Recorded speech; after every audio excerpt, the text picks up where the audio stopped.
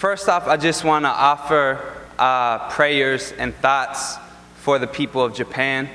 So I was hoping we could just take a quick moment of silence for them.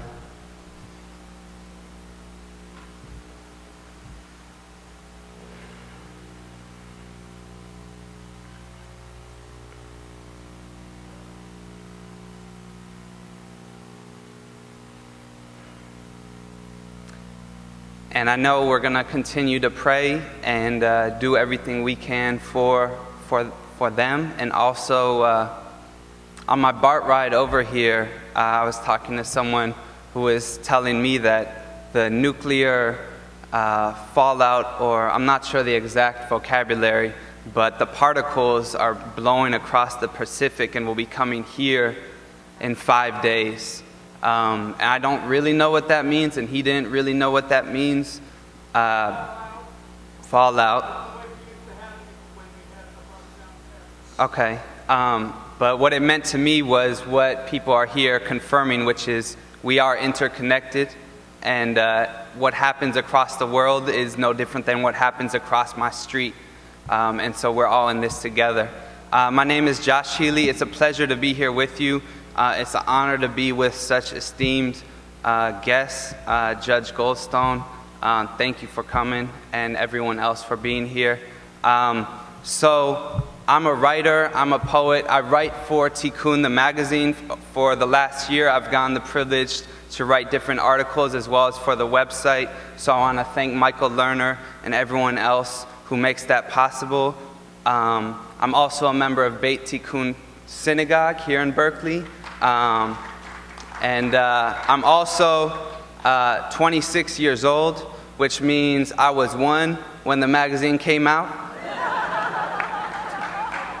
And I'm glad it's still here because I wasn't able to read it back then.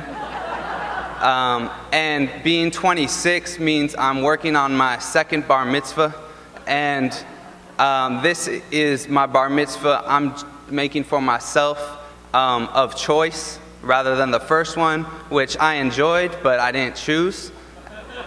And what that means to me is, as a young Jewish American who believes in peace and who believes in solidarity, there are not that many communities that one can find, let alone of any generation, but in my generation for sure. And it's been a beautiful thing.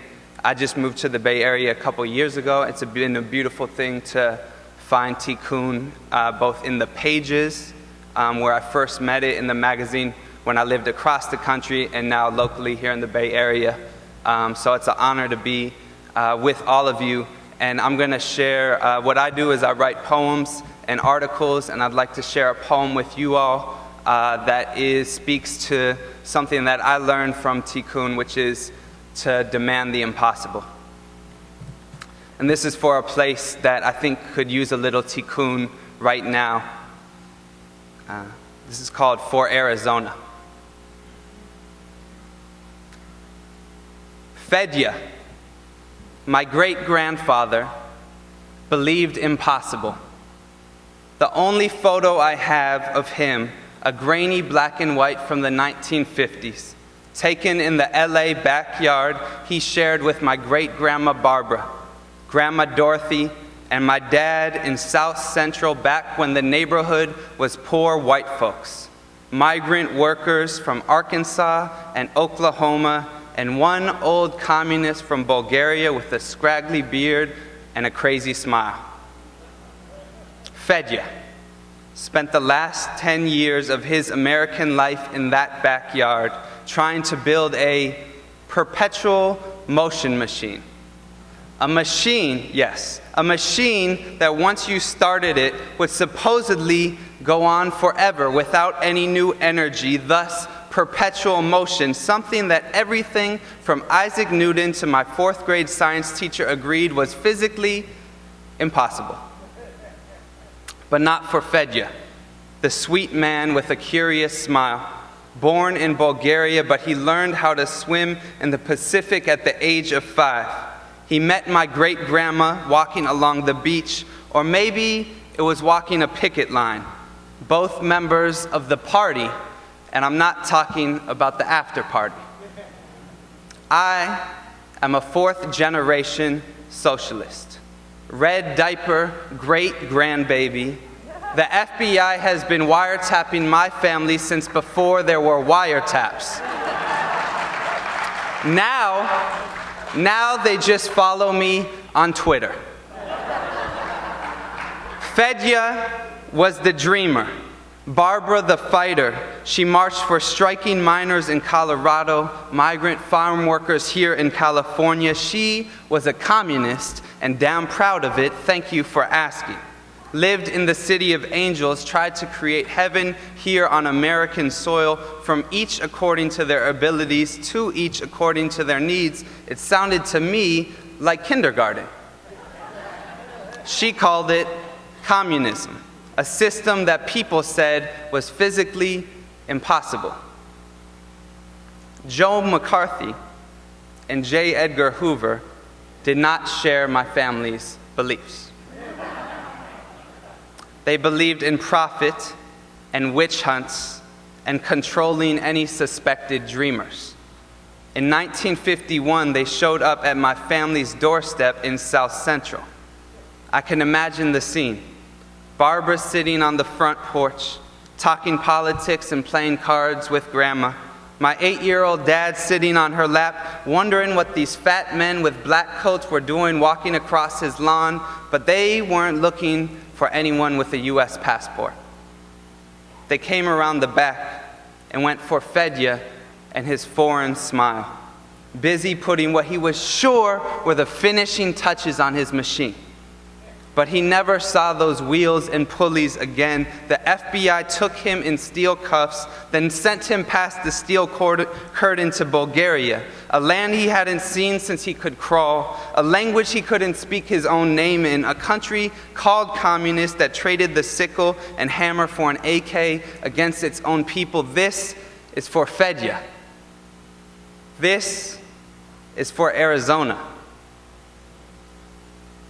This is where they now deport any dreamer with brown skin, where McCarthy is called Jan Brewer and J. Edgar is Joe Arpaio, where they're trying to finish what California started with Prop 187, where they're banning ethnic studies because you shouldn't learn history from one group's side, but they celebrate Columbus, where they were the last state in the country to honor MLK Day until Chuck D and a boycott put them on blast, where they are still cleaning the blood from the aisle of a congresswoman's supermarket. And if you don't see the connections, let me tell you, you're in the wrong ballroom. My heart is a Grand Canyon, gaping and breaking every time I hear the words, "Go back to Mexico." Sounds too much like "go back to Russia, fucking commie." They still scream at me on the picket line, "Punk, I know where I'm from Bulgaria." Not Russia. I'm from Bulgaria and DC and Oakland, California. I know where I'm from, where my roots run red. Do you see the blood on your branches, the tears in your leaves? America is a tree standing by the water. Can she ever be moved? This land is a shtetl of liars and thieves and dreamers and kings. Grandfathers will always cross grand rivers. The grass just looks more green. The only thing that is constant is movement. We are in perpetual motion, but we are never machines. So I dare you to try, because you can never deport a dream. This is for Fedya. I never got a chance to meet you. Taken from me like kindergarten ideals, they stole you from your wife, your family, but I'm here, Fedya. I'm coming back for you, back to Bulgaria, assimilated American and post-Soviet wasteland. I can see you sitting in the back of an old Soviet apartment, gray and black, waiting for the wind to carry you, a touch of the Pacific. I open the gate. You see me, and you see yourself. Same scraggly beard, same crazy ass smile. You're Richard's son, aren't you? Joshua. Yes, Fedya, it's me. I'm here. I have the wheels. I have the pulleys. Can you show me how to build impossible? Thank you.